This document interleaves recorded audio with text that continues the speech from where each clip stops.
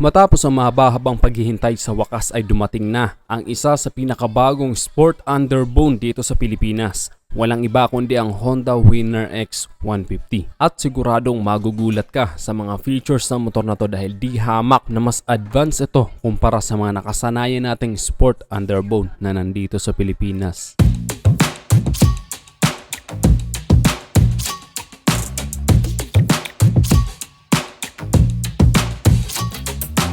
Bago ang lahat, nandito tayo ngayon sa Motor Trade Honda Centro Oriental, Pulangi, Albay. At ayan, nasa harapan na natin ngayon ang bagong-bagong Honda Winner X 150. Ito ay ang ABS version. Ang tawag sa kulay na to ay Infinity Red. Sobrang starstruck talaga ako sa disenyo ng motor na to. Napaka-pogi. Wala ka nang kailangang baguhin pa, wala ka nang kailangang idagdag. At sa forma pa lang pang racing na talaga ang kanyang disenyo. Ayun nga, katabi niya ngayon ang CBR 150R. Magkapareho sila ng kulay. Talagang pang MotoGP ang disenyo ng motor na ito. At dito sa harapang bahagi nito, combination ito ng color glossy white, red, and meron siyang mga decals sa color blue. Dito pa lang sa harapang bahagi nito, napakaganda na ng kanyang disenyo. Very modern and sporty talaga. Ayan, color glossy white dito sa pinakaharap. Then dito sa gilid, color glossy red. Then meron siyang decals sa color blue. Then dito sa gilid, meron siyang minimalist lang na decals na Winner X. Tapos dito sa pinakagitna, color black. Then ayan, meron siya ditong sticker na Honda. Ayun, diba? Napaka-pogi ng kanyang disenyo. Wala ka nang kailangang baguhin pa. At mas lalo ito naging aggressive tingnan dahil dito sa design ng kanyang headlight. Then yung kanyang headlight naka-LED na rin yan. At ayun, diba, maliwanag yung kanyang headlight kaya siguradong kitang-kita mo talaga ang kalsada, lalong-lalo na sa gabi. Tapos meron pa siyang DRL o daytime running light na bukod sa dagdag visibility ay dagdag forma pa. At maganda yung kanyang mga turn signal lights dahil hindi ito naka-usli.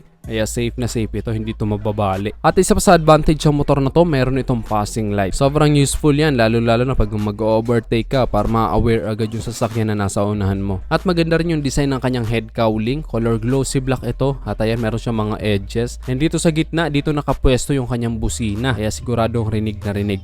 Ngayon, subukan natin yung kanyang busina. Ay, diba? Malakas ang kanyang busina kaya siguradong rinig na rinig ka talaga kahit nasa high speed ka. At mas ma-appreciate mo yung pagiging sporty ng kanyang disenyo kapag ganyang naka-side view. Then bagay na bagay itong kanyang decals dito sa gilid. Very sporty ang design. Meron dito nakalagay na X tapos Honda sa taas. Then diretso yan hanggang dito sa dulo. At hanggang na dito sa gilid dahil meron siyang awang. Ayun, diba? Nakadagdag forma. Pero ang purpose talaga niyan ay para sa aerodynamic. Tapos dito sa baba meron pa siya ditong decals na Honda. Ayun, diba? Napaka-sporty at pang-racing talaga yung kanyang design dito sa kanyang cowling, diba? At bukod pa dun, protektado yung kanyang engine dahil hindi ito basta-basta madudumihan. Then very premium din yung kulay niya. Ang ganda ng pagka-red nito. Glossy red talaga. Talagang buhay na buhay ang kanyang kulay. Para siyang naka-ceramic coating. Then pagdating dito sa kanyang front fender, color glossy red din ito. At ang ganda rin ng design ng kanyang front fender. At ang ganda rin ng design ng kanyang mugs. Then hindi mo na kailangang ipa-repaint pa dahil color gold ito at bumagay din sa kanyang forma. At dito pa lang sa kanyang mugs, talagang premium na premium talaga dahil color gold. At malaki yung kanyang suspension kaya maganda ang performance nitong kanyang front suspension. Sa likurang suspension naman ito ay naka monoshock. Then ayun, color red ito kaya bumagay din sa kanyang design. At isa nga sa maipagmamalaki nitong Honda Winner X dahil naka anti-lock braking system na ito dito sa harapan. Then maganda rin yung kanyang disc brake dito sa harapan. Naka wavy disc brake ito at malaki ito with single piston caliper na color gold din. Then sa likod naman ay naka single disc brake din with single piston caliper. Anyway, yung kanyang ABS ay nasa harapan lang pero napakalaking bagay na yan lalong-lalo na in case of emergency. Malalapad din yung kanyang mga gulong. Ang sukat ng kanyang gulong dito sa harapan ay 90 by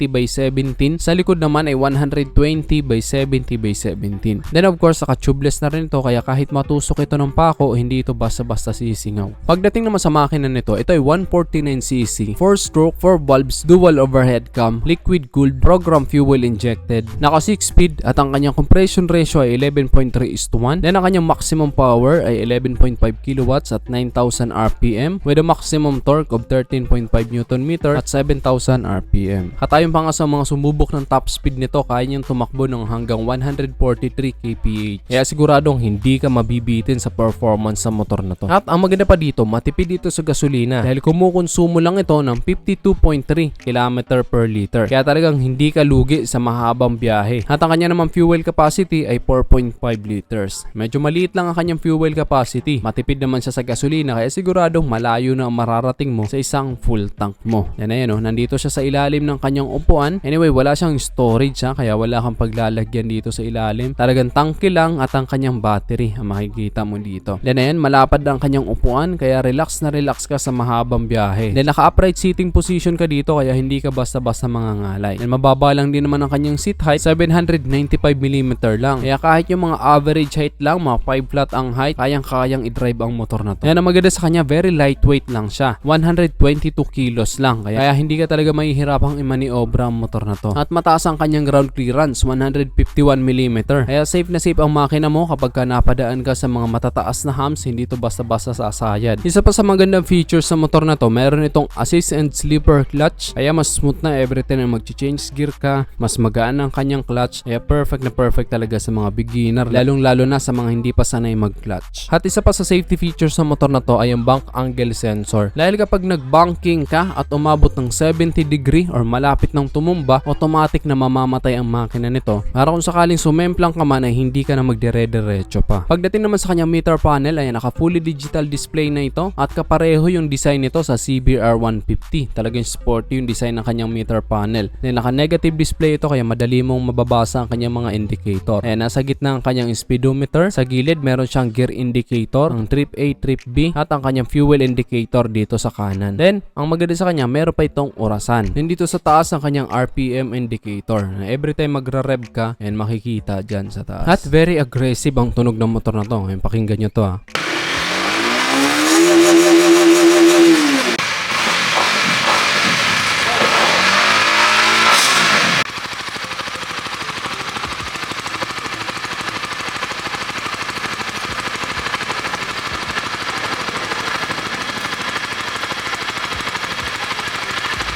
Ngayon naman pakinggan nyo kapag nag-i-start ang motor na to. Ayun diba, ang bilis siya lang mag-start, very responsive, then hindi siya ganun kaingay. At ayan, nakakilis na rin ito at meron itong dalawang remote. Then ang maganda pa sa kanya, meron siyang answer box system, then meron itong anti-theft alarm. Na kapag inactivate mo yung kanyang anti-theft alarm, every time na may gagalaw sa motor mo, tutunog ito. Meron na rin itong built-in charging port na USB type, so pwede ka na mag-charge ng cellphone mo dito.